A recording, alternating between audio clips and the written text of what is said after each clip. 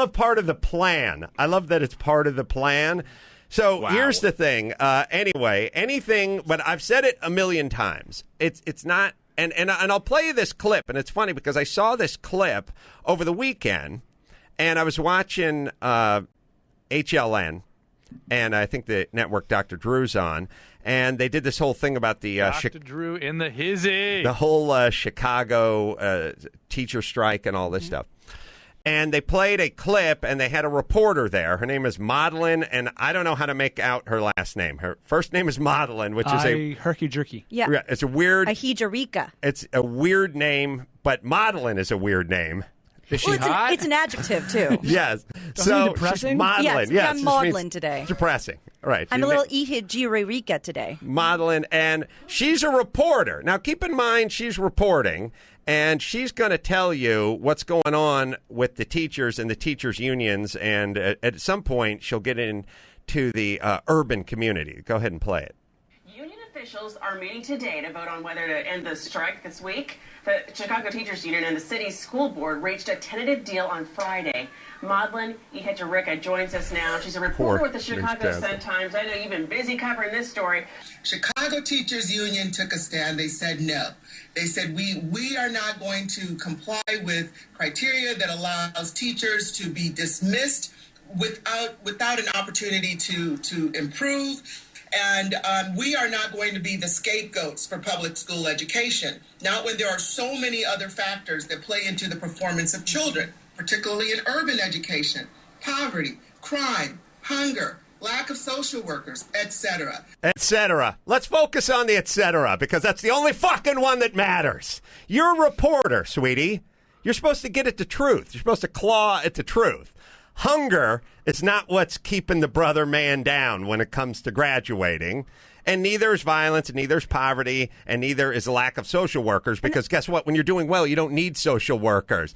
And there is stuff for that. That's what Head Start is for. You get breakfast at school these days. Listen, Ray, when we went to... fuck, man, that's freaky. Listen, the reason the black community and black men are not graduating is because the black community's come undone. The family unit has come undone. What makes a student is a mama and a daddy and an environment that has it's light on chaos and big on guidance, and says things like, where's your homework? Did you do your homework? Who's your teacher? I want to meet your teacher. When do I get to meet your teacher? I want to be involved with your academic life. That's what gets kids good grades, not excellent teachers. Yeah, that helps, but let's face it, it's a low-paying gig, and you're not going to find a whole bunch of super smart, super motivated people to fill those roles, and there's many of them. Counselors, they're kind of like firemen. They usually gay and trying to bang you. Well, that was yours, Ray. Whatever. That's why you got to be absent 150 out of 170 days, by the way. He banged you. Listen, I wish my fucking counselor wanted to suck me off. I would have sucked him off for a little advice. You still graduated. Yeah, awesome. And we both ended up at Carpet Cleaning Academy. The point is this. Less teeth. It's like we were the white blacks. Yeah, there's my counselor, Mr. Tomey. Fetching gentleman. Yes. Oh, he was fantastic. Yeah. He could give a shit about Adam, by the way. Look at that Kennington shirt. I remember him explaining to me when I was talking about taking a class that everyone else was taking, and he went, it's a little out of your job description. Yeah. Wait, what class? I just said, I don't know, there's some history class everyone else was taking. No, Ray, not automotive, you fucking retard. That's an easy class. No, that was kind of tough, actually. Anyway, what did you want to take? Ray, did you? All right, just shit. All right, don't either listen or shut up. Huh? I'm trying to explain that I was taking a class that was a little bit difficult, and he suggested it was a little bit over my head. Not automotive. That would have been a class that I could have easily done. Right. Yes, I was a ceramics major after all. The point is this. The black community is suffering because the black family is suffering, and the black student is suffering because the black family is suffering. And it's not about hunger. I don't know that many black kids that are hungry, and I grew up poor as you can get, and there was always food to find. You just fucking bum it if you have to, but you'll find it. Crime doesn't help. Poverty doesn't help, but it doesn't stop you from learning. We went to, and the whole counselor thing, counselors, these are like firemen. You fucking call them after something happens. You don't call them before something happens. It's not you preventative. Don't need them. Yeah, I mean, look. In a world where there's 2 counselors for every troubled kid and, schools that are built like cathedrals and the best of the best teaching everything, yeah, but we don't have that world, and we're not going to have that world. There's only one way to prevent this, and it's parents, and the only way to get at the problem is to focus on the cause of the problem, admit there's a problem, and address it as such. You, being a reporter are supposed to get at the truth, and if you're talking about malaria, you wouldn't be screaming, let's not blame the mosquitoes. It's got to be something else. It only happens during a full moon. No, if malaria is a problem, then you get at the problem. What is causing malaria? What is spreading malaria? You find it, and then you attempt to work on it or eradicate it. So this is the problem. That's why we went to Walter Reed Junior High. That's right. But when you're mad at malaria, you're not afraid that the wasps and hornets and whatever the hell they are, mosquitoes, are going to get offended. Yes. Wait, which one's the wasp? I think we are. And you got the guy who's doing the Black Caucus over here, and he's saying it's not their fault. This is the problem. This is the fault of the willful neglect of the federal, state, and local elected, whatever. All right, so let me say this. Let's just say it is willful neglect on the state and local and federal level. Do you think it's going to get any better? Because I would say it's not. If all you do is look at the government and go, what the fuck's up? How come nothing's changed here? Why is the black man falling off and the Jew and the Asian? Why are they rising? Well, first off, do you think there's a conspiracy against the black man? And as I say all the time, you don't think we hate Jews? Hey, take a look at the world, baby. Guess again. We had a little something called the Holocaust, and there's still a little something. Hey. Well, sorry, Ray. I know you're just barely one generation removed there, but all I'm saying is this. Historically, we've not been wild fans of the Jews, yet they graduate. Do you guys want to guess at the rate that the Jews graduate high school? I'm going to venture to say 98. Not bad. Gina? I'm going to say 89 conservative. Solid. Brian? Somewhere around there. 89? It's right on the board, I saw it. 97. Oh! 97. That's right. And the Asians. Love the Jews. Asians. Thank you. Asians somewhere around 86%. Sorry. Oh. Sorry. By the way, I got the super Fucking condescending. Asians. I got the super condescending Jew. I got Matt the Porcelain Punishers from the tribe, and he gave me. I think he gave me the 97%, and then he paused and he said, "That's just 3%." I said, "Don't fucking talk down to me, Jew boy. I can do the math. I may have been a ceramics major, but I can do the math between 97 and 100. Geez, so proud of his tribe." Then you pause. You're like, "It's 3, right?" Yeah. The point is this.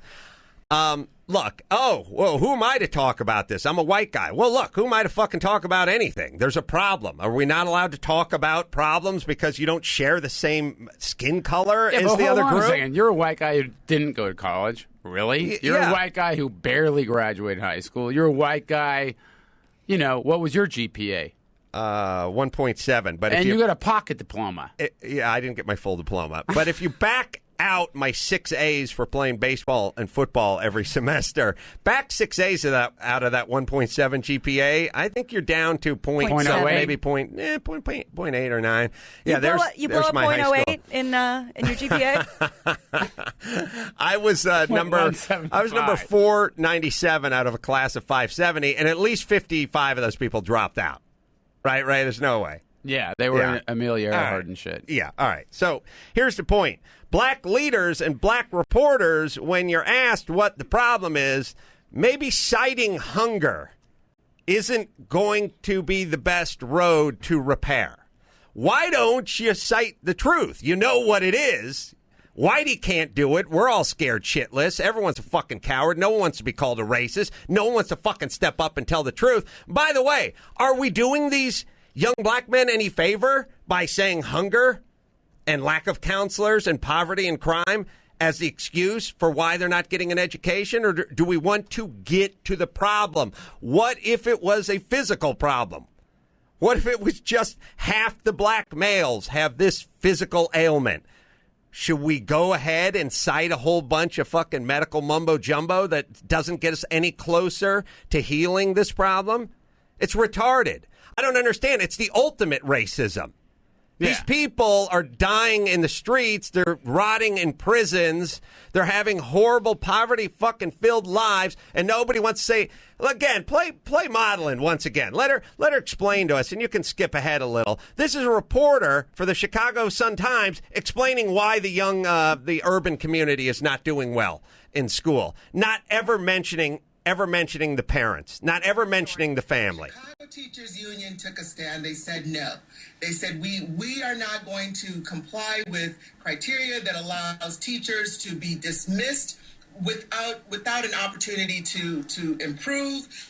And we are not going to be the scapegoats for public school education, not when there are so many other factors that play into the performance of children, particularly in urban education, poverty, crime, hunger, lack of social workers, etc. Etc.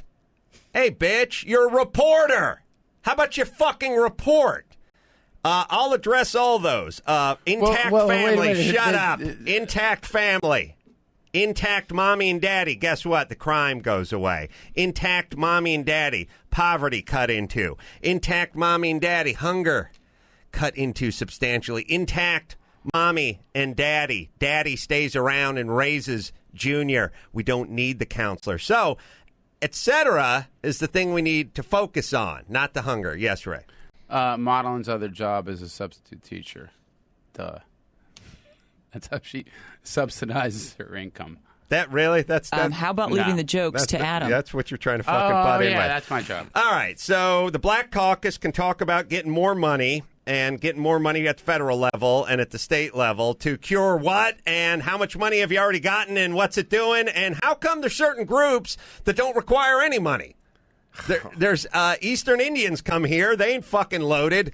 There's plenty of Jews that have come to this country. Every single group that has come to this country broke. But they focus on family and they focus on education and they pull themselves out of poverty. Now, we could look the other way with the Latino kids and the black kids, but that's not helping them. That's hurting them. So you're negligent. You're not doing your job. You're a doctor. If somebody has cancer, you can't go, oh, shit, look, they have cancer, but I don't want to say anything because I don't want to get them pissed at me, and the guy's black, so he's going to call me a racist. No, you say, you have cancer, let's treat it. I should have done that when I was diagnosed. That's right. You fucking racist. And that's right. And Take that's it back. exactly the thing, because exactly what you're saying, not only is this your problem, but we're going the extra mile and saying, but you're too stupid and you're too weak to hear the truth. Yeah, you don't. And you're making it generational, too. You're handing it to the next generation. Of course. You know, of so course. it's going to be Pete and repeat, and how's that going for you? And not going well. Yeah. Two guys we played football with at North Hollywood High, by the way, Pete and Repeat. Black kids. Black brothers. And Ray, I'm glad you're here because I've told the story more than once, but I've always left out a couple of white guys, which is North Hollywood High when we went there, blacks, Mexicans, Jews, Asians, We had a melting pot, white absolutely. trash, Yeah. everybody. We did. Magically, Jews all went off to Stanford and Cal. Stanford, Cal, and Ivy League, too. Yeah. All Yeah. right. That's where all our Jewish friends. Oh, magically, their parents were all still together. And magically, they did their homework, they did their SATs, and they And did magically, everything. they turned out to be they really did fine. super productive and citizens. this is not an ethnic thing because the brothers went back to South Central, the Mexicans went back to Sun Valley, and me and Ray went to cleaning carpets. Now, it's not a Hold on, let me wipe my teardrop. not the color of your skin. Ray and I had honorary black parents, and they. I should bestow my dad with an award. I don't know if you got your senior Afri. They didn't give a shit, so we didn't do homework. So Ray fucked around, and Ray's entire, I'd say, well, let's see. You would we'd hang out with our Jewish friends, and you would beg them to buy you hamburgers, and then you would pee on them when they drove you home. We hung That's out very with nice. rich kids. We did. Yeah. I mean, but we were accepted. We at the were level. moochers. Yeah. We would Call it mooch what you stuff will. off the Jewish kids. We'd Now, pee on 'em. You bring up a good point. By the way, our buddy Alex, who's now an attorney, Jewish guy, takes Ray out, buys him a double king cheese at Fatburger and fries. Then on the way home, Ray pees on him in his VW Rabbit, and then Alex pulls over and yells, "Get out of the car!" And Ray yells, "What for?" I need a ride home. You pissed not only on him but on the interior of his car. Well, I'm what not do you think? pulling hairs. To be fair, he was in the car. He But was that's in the what I'm car. saying. Maybe he was just pissed because now he's Because he was literally pissed. Because he Of was course. pissed and everything in his car was pissed on. That's me. Listen, I That's- couldn't help well, myself. You can get rid of the picture because Alex Arato's in an outfit that Look you how can't cute read. you were. I You was were cute. adorable, yeah. All right, so now you go, well, what about money? What about poverty? Well, you know what? We went to high school with a handful of folks that were white trash from the Valley. Chris H., you remember, played on the football team, single mom, lived in a shitty apartment down on Sherman Way or whatever. He went to the Air Force Academy. Yeah. Our buddy Zeb went to UCLA and then went to Cal. Single mom, lived in a crappy apartment, got a couple of grants. I mean, they worked their tails off. They did the paperwork. They filed stuff. They got loans. They got probably a little scholarship help or something like that, whatever was available. Grants and such. They took the SATs and they went off. It had nothing to do with poverty. They got the grades. Then they went off to, like I said, the Air Force Academy and Cal and UCLA and Cal, and there's many others we went. A couple of white trash kids that we went to school with fared rather well. I mean, considering that they were raised by a single mom and such. Yeah, well, That's pretty tough. They focus. So the point is this: the government is not going to do anything but fuck things up. And black folks, if you're waiting, keep waiting, because there ain't enough money to throw at this problem. There's not enough money to throw at the problem of dads leaving. It does not matter. We just will never collect that kind of tax revenue. We're never going to get past 50% if Pop's leaving. On the other hand, if Pops hangs out and helps you do your homework, then you don't need a penny. So why do we focus on everything but the one thing that will cure the problem? Well, politicians are cowards and hypocrites, and these people make their living off the fact that these people are graduating at such an abysmal percentile. So can somebody step up and can somebody talk about it? And by the way, Madeline, you're not a reporter if you're not reporting the truth, and that's the truth. And I love the fact that you peel off four that are neither here nor there. Hunger. Oh, please. And by the way, how long are you going to fucking play that card where Whitey just sits around and goes, Hold on, yeah, I they're gotta get a hungry. snack." They can't, they're too wafy. They can't push a number 2 pencil. Shut up. Ticonderoga. Jesus fucking Christ. Please, somebody talk about the fucking truth. Hunger, poverty, crime, lack of counselors, etc. Yeah, focus on the truth, baby.